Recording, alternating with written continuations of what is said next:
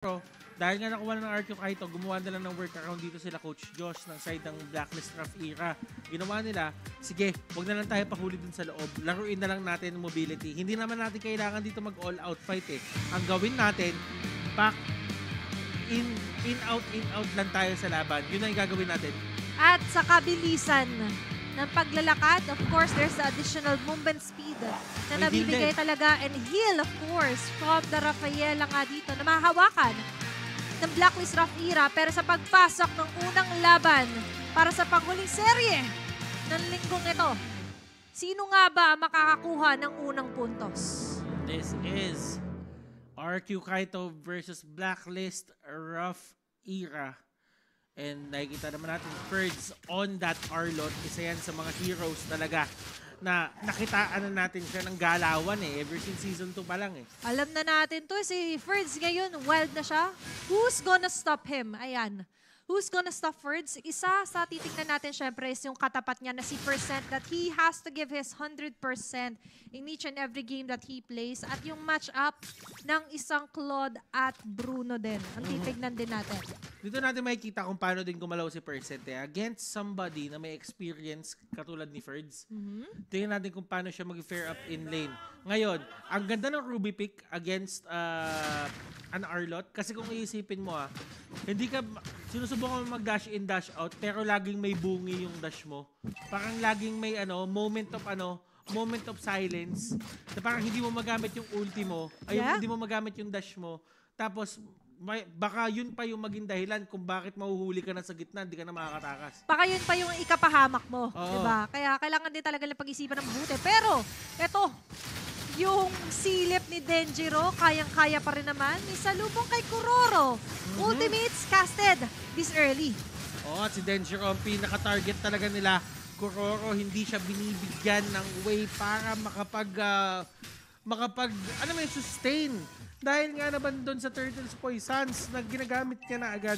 Ngayon naman, walang mga ultimates dito. Yung mga junglers natin, papasok ng ating turtle take. And sa totoo lang si Denjiro dito, mas masaya siya dyan kasi mas kaya niyang kumulit lang eh. Kung baga gagawin niya, first skill, papainitan niya lang, inihaw na pagong, ganun lang gagawin niya eh. Nagpipiknik lang siya. Kaso nga lang, may aabutan pa ba siya sa picnic na yon? Kasi apat na members ng Blacklist Rough Era nakapaligid. Nandiyan si Kuroro, nandito yung gulong, sasalubong, hindi. Nagbago yung isip for Blacklist. Instead, they will focus on to getting objective muna bago makipagsabayan totally dito sa RQ Kaito. Habang dito na sa may golden matchup, of course, is going to be the Claude na ang gagawin lang talaga this early is mag-farm. Hanggat maaari is umiwas muna onto team fights, pero nakakakutob to na meron yata nakaabang dito sa may bush, sa may You do not fight head-on dito sa mga ganitong klaseng laban. Kasi kapag pinilit mo, dito na nagmumula yung mga snowball na hindi na talaga nababaliktad pa. Ngayon, nakikita natin sila Kuroro.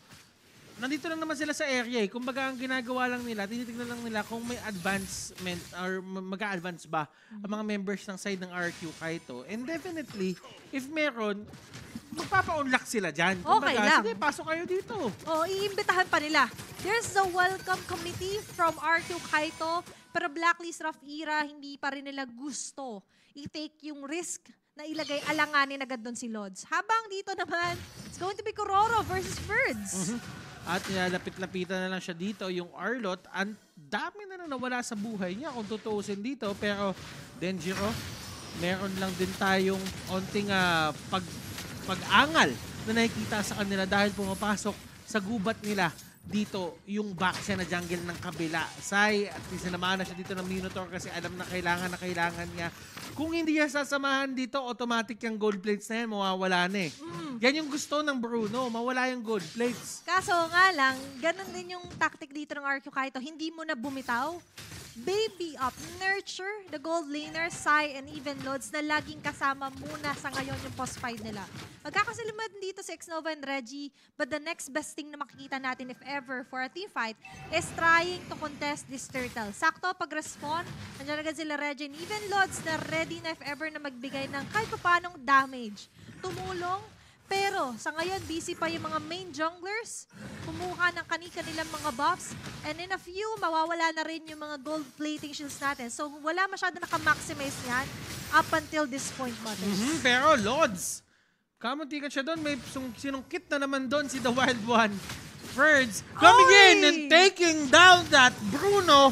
Habang nangyari yung lahat, will this be a major win? Yes, it will be. Nakikita natin dito ang Minotaur. Gumamit na ng kanyang ultimate. Ang daming napataas. Blazing duet sa lahat. Percent ang next target. Pero hindi pa tapos. Ferds? The instinctual one, the wild one. Doc Ferds, he is really born to be wild. Athena. A wild Ferds appeared na nakita naman natin nakakuha not one but two members from the side of Blacklist Rough Era. Na buong akala natin, maganda na yung positioning nila all because of that Reggie with the Rafaela. Pero sila pa yung mas napapahamak. Even Kuroro right now, just trying to prolong yung minion wave na meron dito yung RQ Kaito and as well as protect yung outer turret dun sa may bandang baba. Pero pag lingon natin dito sa may bandang taas, nagkaroon na ng switch up. Ngayon, si Lods popwesta against Mingguin and Nexnova.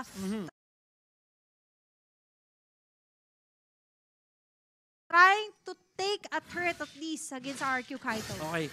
So, nag-try doon kumuha ng kill si Ferds at si Sai. I'm guessing kapag ka nagpaplano kayo ng mga ganong klaseng atake, may Demon Hunter Sword na dapat yung Claude yung mga panahon na yon. But even though ganun nga yung nangyari, nasungkit nga ng tama at na-execute naman ng tama, masyado talaga makunat si Kuroro eh. Yan talaga yung sa mga factors na kailangan tignan kapag may back siya. The more na binabawasan mo yung back siya, the more na humihina yung bawas mo. And mas gusto niya yun. Mas Kapag gusto sa niya yun. kanya mo binibigay Oo. yung continuous damage na meron ka. Oo. Pero dito, continuous lang din ang pag-atake. The wild one is there, Uy! mahuhuli. Ang ganda na pagkakahuli dito si Lods. Ang primary target, Mingguin dito. Nag-target practice, Star Shatter. Pasok na pasok, Athena. Grabe. Si Ferds nagpanggap siya. Wait lang, nahuli ako kunwari. Tsaka kayo pumasok. Tapos si Lods na naman. Ulit yung nakuha nila dito. A bait move na nilatag ng RQ Kaito at kumagat sa patibong doon. And for the second time around, you wouldn't want that to happen sa gold lane mo this early, Butters. In the early stages, Blacklist smooth ire. Kaso ngayon, nung nakakabawi na yung RQ Kaito, bumabalik na yung rough era. Dahil hindi na naman sila makahanap dito ng way para puwersahin yung mga members na side ng RQ Kaito na lumaban ng 5-on-5. Naalala na naman nila yung panahon ng tagtuyot kasi Oo. ngayon sila yung medyo nalalayo pagdating sa pagkuha ng objective at nakakalamang in terms of gold ang RQ Kaito. Pero kasi, Athena, hindi ka pwede dito yung mukmuk ng mukmuk. Dapat pukpuk ka ng pukpuk at suntok ka ng suntok. Sino may ginagawa ni Denjiro dito? Ang lalim niya doon, Talagang ha? hinaharapan niya lang. Trickle down the HP of Kuroro. Try mo lang itaas yung gauge niya ng para mas mataas yung damage mo sa kanya. Para if ever mag-commit siya, pwede mo siya i-burst down agad. Yun lang talaga ang pinaka-goal nila dito. And with that, I guess yung bottom lane ay i-give up na. And that is where the lead is going to grow. Top lane, bot lane, nakuha na. In terms of kill score, 4-3. At sila Denjiro, umaangat na dito. Umaangas na. And for RQ Kaito, pumalag man nung hindi ang Blacklist Rafira is a win for them. Kasi they're hitting two birds with one stone. Diba? Nakita naman natin, even Birds right now is hunting down members. At tinry niya pa kunin, nakawin yung buff doon. Nilabas niya sa bahay yung orange buff. Percent right now, tinitingnan natin kung meron mahuhuli. Pero sa ngayon, Butters, hindi pa ganun yung sitwasyon na sila yung mas nakakaangat. Kasi RQ Kaito, lagi ang nakaka-predict ng mga possible hiding spots and movements na gagawin sa kanila ng Blacklist. Sai, Ferds, nandito sila. Area. Maganda yung ginagawa ng Blacklist Rough Era ngayon ha. As much as possible, iwasan nyo muna. Kayo muna umiwas ngayon. Kumuha muna kayo ng mga tore. Nakuha na rin ni Bruno yung kanyang Berserker's Fury alongside the Haskell. So, ibig sabihin, meron na siyang consistent na bawas and at the same time, meron na rin siyang pang-sustain sa sarili niya. So, this might be the power spike na kinakailangan ng Blacklist Rough Era para makabawi dito or para pantayin yung momentum dito. Iyon yung criteria na hinahanap natin. Kaso may isang mahuhuli. Ito na yung goal for RQ Kaito. Kuroro, siya ang main target dito. gitna. Ipin sa may gitna. Napakaganda na stun na nanggaling dito kay Reggie. Pero hindi yun enough para talagang pigilan sila. Ferds, ganito na naman yung pwestuhan. Talagang naiiwan siya sa may likod. Ganito sila gumamit ng Arlot at umaabante dito yung Blacklist Rapper. Alam mo ba, Ferds? Alam mo ba, Ferds? Nakita mo ba yun? Grabe ka na talaga, Ferds! Grabe! Alam mo ba, Ferds? Pag wala ka dito, sila'y nako-concern. Blacklist Rafira, nabibigla kada hindi nila nakikita si Ferds. In-expect nila Ayun na, na. out of nowhere, lalabas na naman. Onto this instant replay. Pati si Bobby napakanta. Alam mo ba, Ferds? Gumano na siya doon. Diba? Kasi sobrang linis talaga and yun talaga usually yung nangyayari dito at Ina pag nakakalimutan mo na yung isa hindi umabante. Kailangan kapag kakalaban mo si Ferds, lahat ng talahib na check mo. Kailangan lahat titignan mo. Diba? And for Blacklist Rafira right now, lagi sila nako-concern pag nawawala bigla si Alam mo ba, Ferds. Ang dami niya ng pangalan. The man with many names. And yung pangalan niya kasi parang parang isang syllable lang eh. Parang Diba? ang daming pwedeng paglagyan. Ang dami. Pero ngayon, ay wala eh. Kumbaga talagang kailangan mong alamin kung nasan si Ferds. Yes. Kasi kapag hindi mo nalaman kung nasan si Ferds, merong mangyayari sa inyo. And yung Arlot na yan, pinakita niya na yan sa atin nung nakaraang linggo.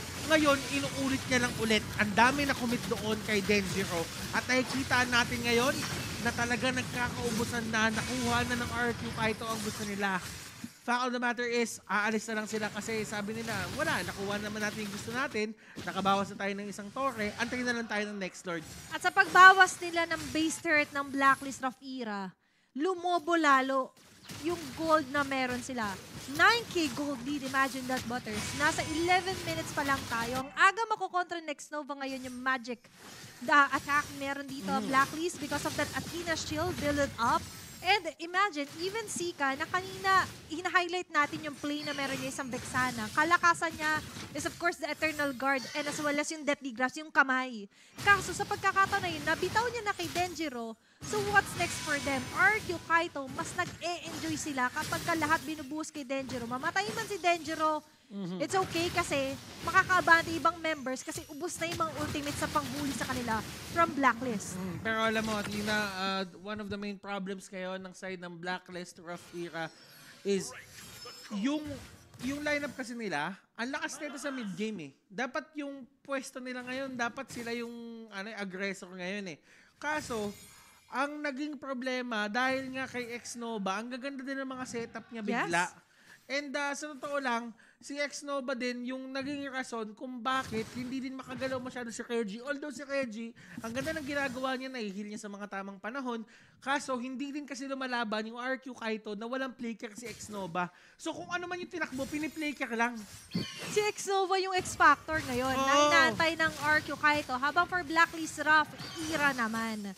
Diba, lagi sila nababate eh. Onto giving almost all of their ultimates onto X-Nova and Denjiro alone. Na nafo-forget nila na meron nga kasing Ferds or even Sign out of nowhere biglang pumapasok. Blazing Duet man yan, final slash man yan. Laging nandyan. And bukod pa doon, even yung Mingguin, na-highlight niya with the Assault Echo ang karamihan sa mga members ng Blacklist Rafira.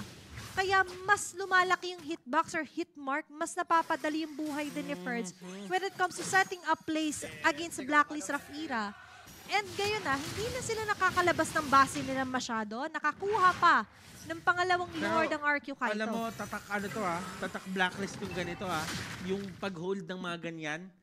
May possibility na kaya pa nilang baliktarin to. Kaya pa. But, it all boils down kung ano yung magagawa ni Percent. Si Lods naghahanda na lang yan isipa lahat ng i-farm niya. Yes. May Maleficar na siya ngayon. Ang kailangan ni Percent dito is makahuli siya ng isang maganda. Pero pagka ganyan yung ginagawa ni Ferds, ay talaga nagkakaroon sila ng isang Denjiro? problema. Pero with that, na-pop man nila yung immortality ni Ferds doon. Pero si Denjiro automatic papasok at lalaban. Nakikita naman natin ngayon yung mga torre ay unti-unti nang nagtutumbahan sa side ng Blacklist Rafira. Pero hindi nila itutuloy ito dahil nga naman masyado na madaming nagamit na resources for both of these teams. Nakita natin yung glimpse of hope for Blacklist Rafira nung may nahatak si Percent and that's on to Ferds. Pero may immortality and aside from that, single target, pinakuha niya. Kaso ngayon, sila yung kukunan! Grabe yung panungkit. Sinungkit yung Rafaela and kung ano man yung pwede nila i-counter-initiate, tinanggal na ng mga panahon na yan ni Ferds. At umikot-ikot na dito si Denjiro. Para siyang electric fan. And sa totoo lang, game number 1 goes to the side of